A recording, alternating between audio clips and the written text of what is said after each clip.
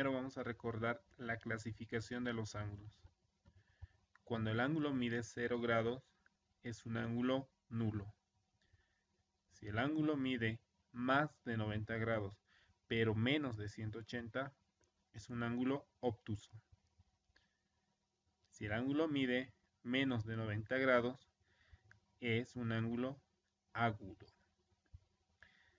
Acá la indicación está mal. Cuando el ángulo mide 180 grados, se llama ángulo llano. Y si mide 90 grados, es un ángulo recto. Por último, cuando el ángulo mide 360 grados, es decir, una vuelta completa, se llama ángulo completo.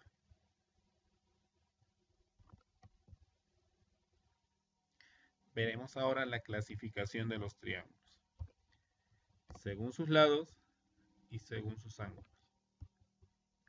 Según sus lados, tenemos al triángulo equilátero, que tiene los tres lados iguales o del mismo tamaño.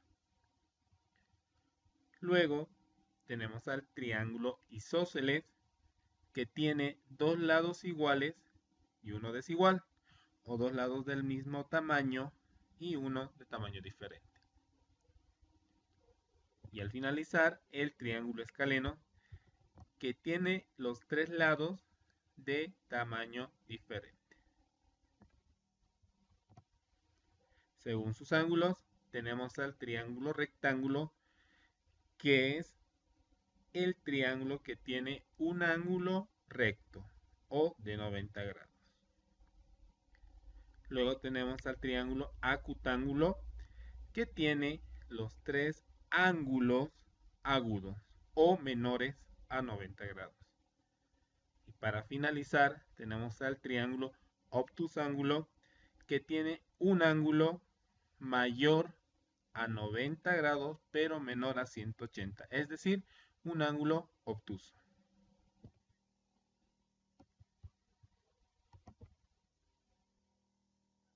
Vamos a ver ahora al teorema más famoso de las matemáticas y que tiene una gran cantidad de aplicaciones. Estamos hablando del teorema de Pitágoras, que es una propiedad de los triángulos rectángulos. Recordemos que un triángulo rectángulo es aquel que tiene un ángulo recto o de 90 grados. Es importante volver a señalar que este teorema se aplica solamente para triángulos rectángulos. Tenemos en el gráfico el triángulo A, B, C. Los ángulos se denotan con letras mayúsculas y los lados con letras minúsculas. Además, podemos observar que utilizamos la letra mayúscula A como ángulo y el lado tiene la letra minúscula A y es opuesto al ángulo. Lo mismo pasa con B. Aquí tenemos el ángulo y opuesto, aquí tenemos el lado B y el lado C. Tenemos que respetar ese orden. Ahora, como estamos hablando de un triángulo rectángulo, los lados tienen nombres especiales. El lado A, que es el lado más largo y además es opuesto al ángulo de 90 grados, se llama hipotenusa. Y los lados más cortos, que son los que forman el ángulo de 90 grados, se llaman catetos.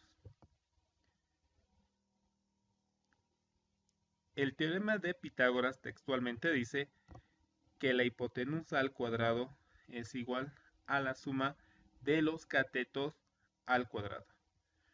Utilizando las letras con las que simbolizamos los lados, tenemos lo siguiente. A, que es la hipotenusa al cuadrado, es igual a B al cuadrado más C al cuadrado, es decir, la suma de los catetos al cuadrado. Hay que tomar en cuenta que las letras pueden cambiar, pero el concepto del teorema de Pitágoras no cambia. vamos a realizar algunos ejercicios. Tenemos el primero que dice calcular la hipotenusa de un triángulo rectángulo cuyos catetos miden 6 y 8 unidades. Realizamos el gráfico. Ese es nuestro triángulo rectángulo y nos dice que los catetos miden 6 y 8 unidades. El orden no importa. Este cateto podría ser el que mida 8 y este el que mida 6. Y lo que tenemos que hallar es la medida de la hipotenusa. Primero se anota el teorema de Pitágoras. La hipotenusa al cuadrado es igual a la suma de los catetos al cuadrado. Primero despejamos la hipotenusa. Entonces, el exponente cuadrado pasa al otro miembro como raíz cuadrada. Acá vamos a señalar algo muy importante. Cuando pasamos un exponente par al otro miembro, tenemos dos signos, el signo positivo y el signo negativo. Pero, como estamos hablando de medidas, no tenemos o no existen las medidas negativas, entonces solamente tomamos en cuenta el signo positivo. Realizamos el reemplazo. La hipotenusa es igual a la raíz cuadrada. En lugar de b, colocamos 6 al cuadrado más, en lugar de c, 8 al cuadrado. Continuamos con el ejercicio. La hipotenusa es igual a la raíz cuadrada de 6 al cuadrado, 36, más 8 al cuadrado, 64. Sumamos estas cantidades, 36 más 64 es 100. Y la raíz cuadrada de 100 son 10 unidades. Entonces, la hipotenusa vale 10 unidades.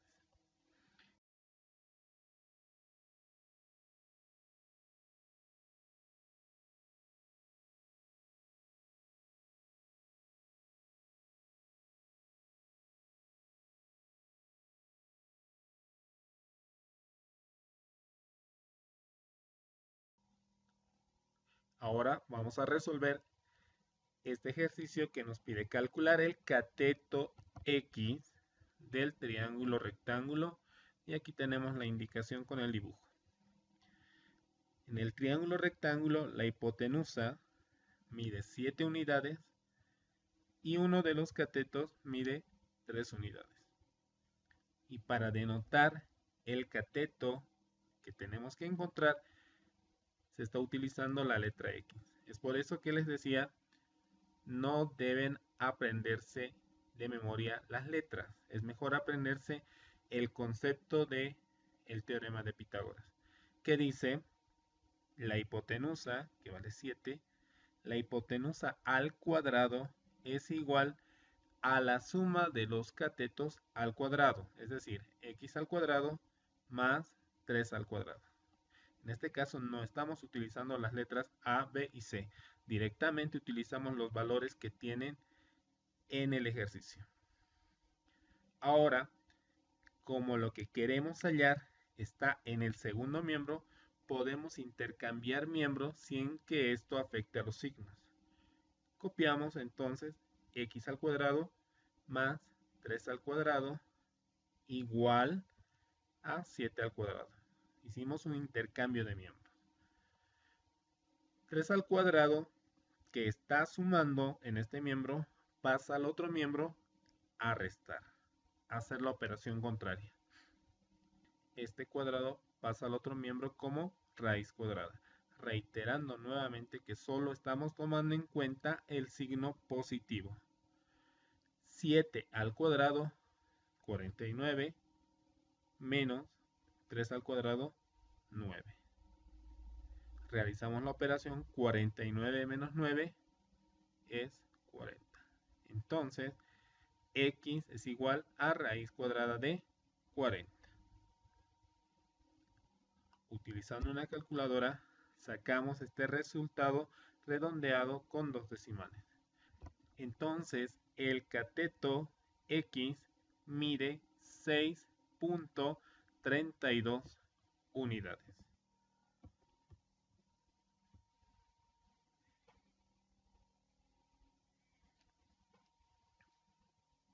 Ahora calculamos la hipotenusa del triángulo rectángulo. Tenemos acá el dibujo y la medida de los catetos. Tenemos que hallar la hipotenusa H. Nuevamente recordamos el teorema de Pitágoras que dice que la hipotenusa, en este caso H al cuadrado, es igual a la suma de los catetos al cuadrado. Es decir, para este caso, 30 al cuadrado más 40 al cuadrado. El cuadrado lo pasamos al segundo miembro como raíz cuadrada. 30 al cuadrado, 900, más 40 al cuadrado, 1600. Realizamos la suma, 900 más 1600, 2500. Y la raíz cuadrada de 2500 es 50. Por lo tanto, la hipotenusa mide 50 unidades.